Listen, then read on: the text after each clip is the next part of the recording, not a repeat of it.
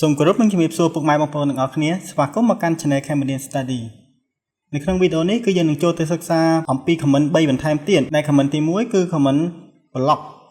គឺការចងជាបណ្ដុំដែលមាន shortcut key អក្សរ B ហើយ comment ទី2គឺ comment rest edit គឺ comment សម្រាប់កែប្លុកដែលមាន shortcut key RES ហើយនិង comment ទី3គឺ comment export គឺ comment សម្រាប់ដោះប្លុកដែលមាន shortcut key អក្សរ X តែមុននឹងយើងចូលទៅសិក្សាស្វែងយល់អំពី comment សូមបងប្អូនទាំងអស់គ្នាជួយ Subscribe Channel Cambodian Study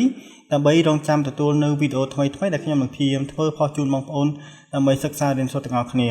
អញ្ចឹងកុំឲ្យខាតពេលយូរយើងចូលទៅស្វែងយល់អំពី comment ទាំង3នោះទាំងអស់គ្នានេះបងប្អូនប្លុកដែលមាន shortcut key អក្សរ B អញ្ចឹងយើងចូលទៅស្វែងយល់ទាំងអស់គ្នាថាប្លុកគឺការចងបណ្ដុំនោះគឺវាបែបណា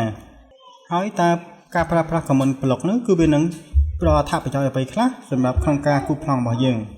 ឥឡូវយើងចូលទៅឧទាហរណ៍មួយយើងឧទាហរណ៍ថាយើងគូជើងតាំងមើល OEC Enter 800 បៀ800 Enter បែបនេះហើយយើងចាប់ dimension វាមក DLI Enter ហើយចាប់ស្វែងនេះមួយទៀតមកបន្ទាប់មកយើងទៅគូផ្ទះមួយយើងមិនចាំមួយទីហោដល់អាគារមួយដែលមានសសរឬក៏ជើងតាំងរាប់រយទេយើងគូត្រឹមឧទាហរណ៍ផ្ទះមួយចុះបែបនេះយើងដាក់10ម៉ែត្រ Enter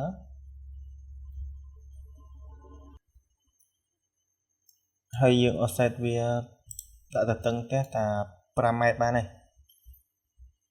offset enter 5000 enter បែបនេះហើយយើង copy ជើងតាំងនេះយកទៅដាក់ឧទាហរណ៍ដល់ជើងតាំងនេះយើងអត់តន់ចាក់ហាច់អត់តន់អីទេប៉ុន្តែយើងអានេះយើងឧទាហរណ៍ឲ្យបងប្អូនមើលសិនអញ្ចឹងហើយយើង copy វាយកមកដាក់មក copy enter នេះយើងយកចាប់វាមកយើងចាប់ដាក់ទៅនេះមួយទៀតហើយនឹងចំកណ្ដាលនេះមួយទៀត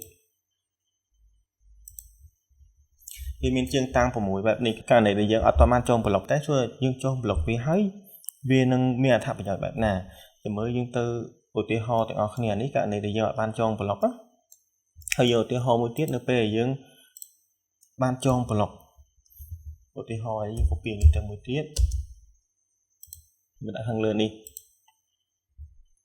cái này anh ít cứ dân trong block về liên vay máu bí inter block còn cái này là dân trong block cứ dân thời đại trong một block là dân trong hồ thì họ thả đi dân đặt trường tàng chứ như đạo tha footing one bạn ní hay dân ok đây xa nhưng trong block mấy cái lạnh cho nó nước cứ dương chơi theo việc delete nè chắc là về dương ok tất cứ việc bạn này cái này để dương trong họ về một bên cứ dương cho so ý enter bạn ní footing one phải dùng mày footing để dương block mà nhẹ bàn tay dương chơi theo việc delete chắc dương tiền về một bên như dương ai click liều ví hay dương mà click tích tăng là hàng cái này màu đi về mày nhẹ mấy những delete những trong block bạn này hay cứ viên là bị bắt này trong cả này để bóng ôn ở trong OTH tha dương trong block ở object muối phần tái dương ở trong việc bắt trong cả này để bóng ôn chưa mà bí inter hay bóng ôn đã OTH tha đấy đã mua ở zone muốiแบบนี้trong cả này ní bóng ôn công vô việc delete cứ dương chưa hiểu phía convert to blockแบบนี้hayยังโอเคมาสลับ object นี่แบบนี้เคยยังมึงคนหนึ่งไปจอบblockแบบตั้งแต่วิอัดโหลดบัตรด้วยมั้ยนี่น้องกันไหนยังยกปิด delete เวียนโหลดบัตรไอ้การปราปิด delete แบบนี้น้องกันไหนนี่คือกรมคนเจนเพจเฉินกี่ปราแบบนั้นแล้วยังจับอันนี้ยังมาด่าสัน copy enter hay dân vô về mà đặt tên muối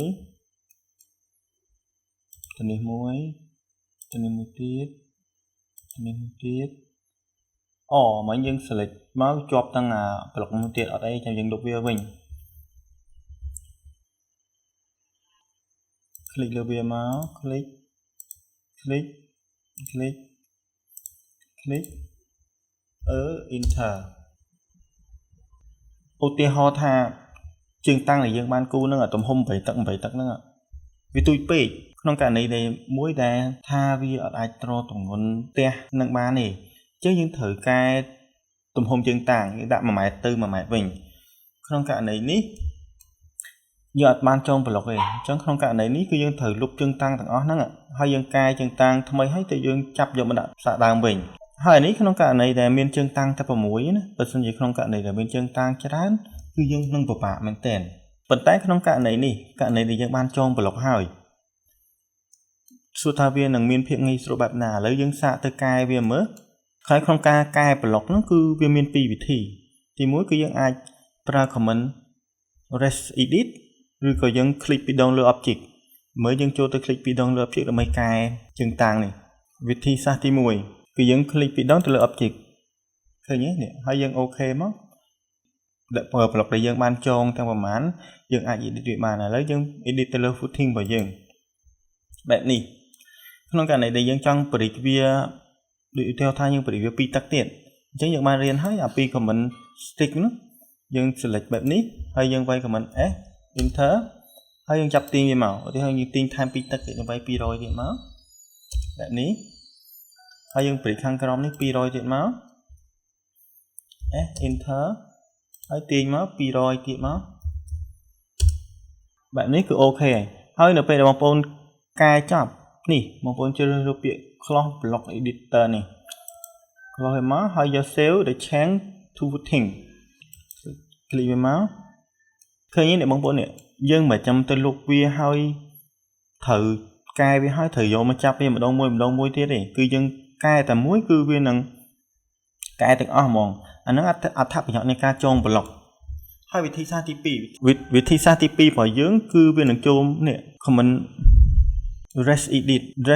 ហ្នឹងគឺបែបណា rest edit ហ្នឹងគឺយើងមិនចាំ click ពីរដងទៅលើ object ទេគឺយើងគ្រាន់តែ select លើ object បែបនេះមួយមកហើយយើងវាយ comment RES ហើយយើង enter បែបនេះឃើញទេនេះពាក្យ footing មិញនេះហើយយើង OK មកហើយយើងអាចកែវាបានហើយក្នុងករណីនេះគឺយើងអាចកែបានហើយយើងប្រើ comment S enter មកឧទាហរណ៍ថាយើងទាញវាមកសល់ត្រឹម9ទឹកវិញអញ្ចឹងវាយ S enter ហើយយើងចាប់វាមក100មក100បែបនេះ enter ហើយខាងក្រោមនេះគឺយើងយក100ដូចគ្នាអញ្ចឹងឲ្យសល់ជើងតាំងហ្នឹងសល់តែ9ទឹកទេ900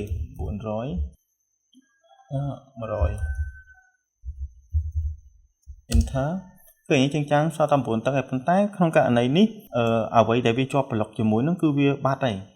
ក្នុងករណីដែលយើងកែវាហើយយើងវាយ RES ប៉ុន្តែយើងជ្រើសរើសពាក្យ rest close នេះដើម្បីបិទដែលយើងបានកែរួចហើយយើង click មកបែបនេះហើយយើង save យើងយកពាក្យថង save នេះនៅក្នុងករណីដែលបងប្អូនយក discard reference change នេះឧទាហរណ៍ថាបែបនេះនៅពេលដែលបងប្អូនមានជើងតាំងមួយទំហំ1ម៉ែត្របែបនេះនៅពេលដែលបងប្អូនចាក់ហាច់ចាក់អីវាស្អាតបានរួចហើយប៉ុន្តែបងប្អូនកែវាមកសល់ត្រឹម9ទឹកវិញប៉ុន្តែនៅពេលដែលយើងកែរួចរាល់ហើយយើងមានអារម្មណ៍ថាឬក៏ទទួលបញ្ជាពីមេយើងវិញថាជើងតាំងហ្នឹងគឺយើងអត់កែទេអញ្ចឹងយើងទុកវានៅ1ម៉ែត្រនឹងធម្មតាអញ្ចឹងគឺយើងអត់យក save ទេគឺយើងយក discard reference change នេះប៉ុន្តែបើក្នុងករណីដែលបងប្អូនកែរួចហើយ object ហ្នឹងគឺយើងអត់មានខុសអ្វីទៀតទេគឺយើងសម្រេចយកតាមអ្វីដែលយើងបានកែរួចរាល់អញ្ចឹងគឺបងប្អូនគ្រាន់តែជ្រើសយកពាក្យ save នេះមកគឺជាការស្រេចហើយ OK នេះមកបែបនេះគឺវារួចរាល់ហើយ object ដែលយើងបានចងប្លុកទៅប្រហែលគឺវានឹងកែហើយអញ្ចឹងសង្ឃឹមថាបងប្អូនយល់អំពី comment block ដែលមាន shortcut អក្សរ B ហើយនិង rest edit comment កែ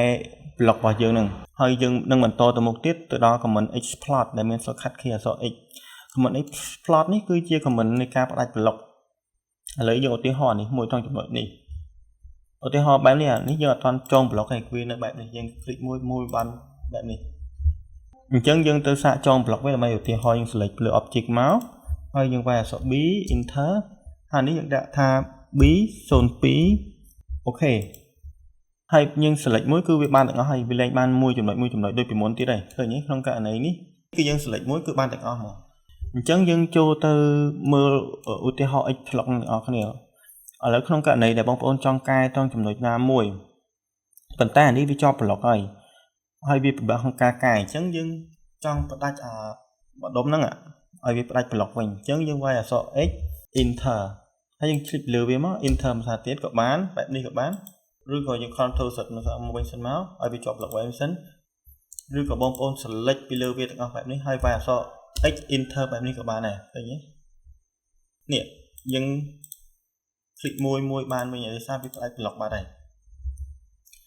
Chẳng comment explore នេះគឺវាមានអីវែងឆ្ងាយទេគឺវាមានតែប៉ុណ្្នឹងទេគឺការផ្ដាច់ block របស់យើងហ្នឹងហើយការបញ្យល់អំពី block rest edit ហើយនឹង explore ប៉ុណ្ណេះសង្ឃឹមថាបងប្អូននឹងយល់ហើយបងប្អូនអាចនឹងយកទៅអនុវត្តបានអញ្ចឹងនៅក្នុងវីដេអូនេះខ្ញុំសម្រាប់បញ្ចប់នៅត្រឹមចំណុចនេះអរគុណបងប្អូនទាំងអស់គ្នាដែលខំតាមដានវីដេអូនេះតាំងពីដើមរហូតដល់ចប់ជួបគ្នានៅវីដេអូក្រោយ